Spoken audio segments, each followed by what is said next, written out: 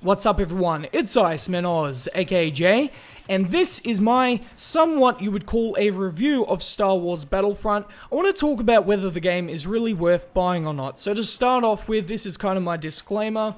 To find out whether a game is worth buying or not, it really comes down to a personal thing, right?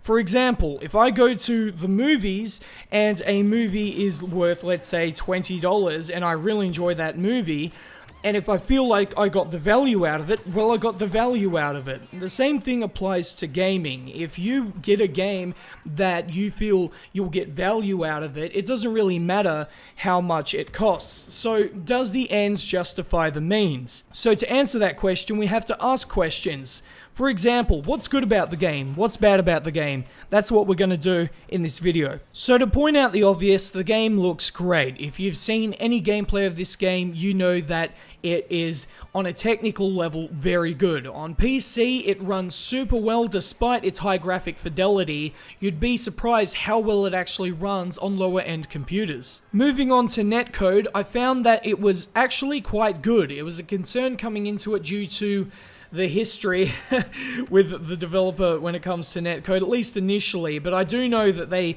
are able to sort the netcode out like they did in Battlefield 3. But initially, just starting off the game, I can definitely see that there are no issues so far. Now that can obviously change down the line, but my shots seem to register, which is always important. When you play an FPS game, that is kind of important that your shots actually register. When it comes to innovation, there's not a whole lot here. While there are things like star cards, which do add a layer to the game, I do feel that there's just simply not enough here for it to be a true innovation. However, I believe that's to be expected when the developer DICE is really used to making the Battlefield first-person shooter games, and of course they're going to take influences from that game and put it into Battlefront. And I personally don't have an issue with this as long as the game is fun, and there are many out there will say this game is simply just a good time. It is a game that you pick up and drop, and I quite agree with that. I don't think it's supposed to be a game that you get super into. I think initially everyone's gonna get into it, right? I mean, you want to grind up to get to max rank and whatnot, but after that, I think there will be a drop-off in terms of consistent player counts. I think that people will just pick up the game for an hour and leave. One more thing before we move on to the negatives within the game, I kind of want to talk about the game modes. Now, I must say I do have a lot of concerns with most of the game modes, but things like Drop Zone and Blast are absolutely terrific. The infantry-driven modes are so good because there's not that much BS there that can kill you. When it comes to modes like Walker Assault, it is just an absolute pain, as I'll talk about a bit later, but things like Blast and Drop Zone are super good because they do have a flow to them and you do know what's going on. You're not getting shot every 5 seconds by AT-ATs. Both Drop Zone and Blast, from what I've seen, create an ebb and flow type gameplay, which is really good.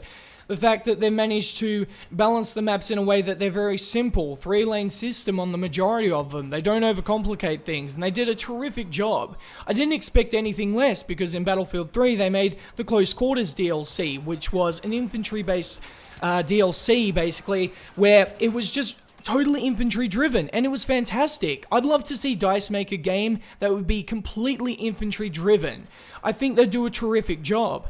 So with that being said, let's get into some of the criticisms, okay? So to start off with, there are only 11 blasters in the game. Now, obviously I believe that will change in the very short term as well, but initially that is a concern for a lot of people. The fact that you had so many weapons in Battlefield and we're so expected to see so many more weapons than 11 is a concern to many.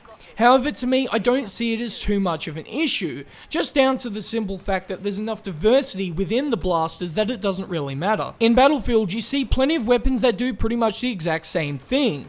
In Battlefront, while there are no recoil differences and spread differences, you do get weapons that are good at long range, weapons that are good at short range, weapons that are good at medium range. And I believe there's enough diversity within those 11 weapons that it actually doesn't matter. But there are some issues that I find are just plain inexcusable. inexcusable. Things like the lack of a server browser, you can justify it however you want.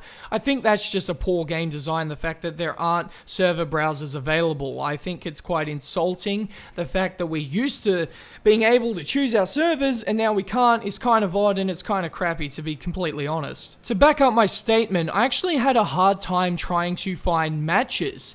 The fact that I was searching for a game one day after the game's release, and the fact that I couldn't find any matches after searching for half an hour is a bit of a problem. I'm just gonna mention that right now, and I don't know whether that's because I'm in Australia, maybe it is, but it doesn't actually put the search to America, so I can't actually join any games, meaning that I can't even actually play the game. So moving on, the Hardline syndrome. So with Hardline, it was too similar to Battlefield 4, and that's why it pretty much died. Now, whether this game is too similar to Battlefield 4, I will disagree with.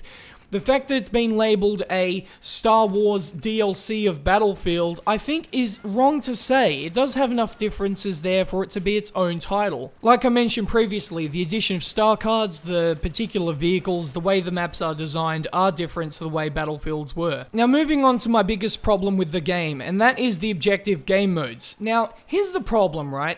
A lot of people just play objective game modes and they don't actually play the objective, and I don't blame them because they don't have an incentive. Look at games like CSGO where they have a competitive matchmaking list. It forces people to play a certain way because they want to reach that brass ring.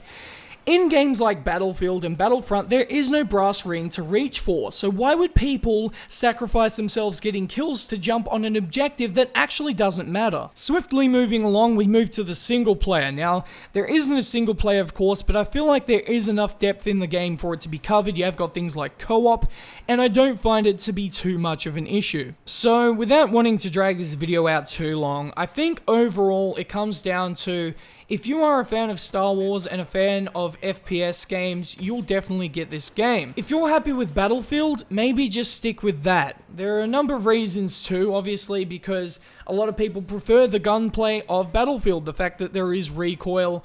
Call of Duty is another option, you know. There are so many FPS titles, CSGO for example, there are so many FPSs out there that are amazing. So there are so many options out there. Does this game justify the purchase? The thing is, Battlefront is a good game at its core. The gunplay works super well, but the problem is the objective game modes have no incentive, so it kind of drives away the point of playing the objective game modes. But that's just my opinion. Let me know yours in the comments section below. I'll be curious to see what you guys think.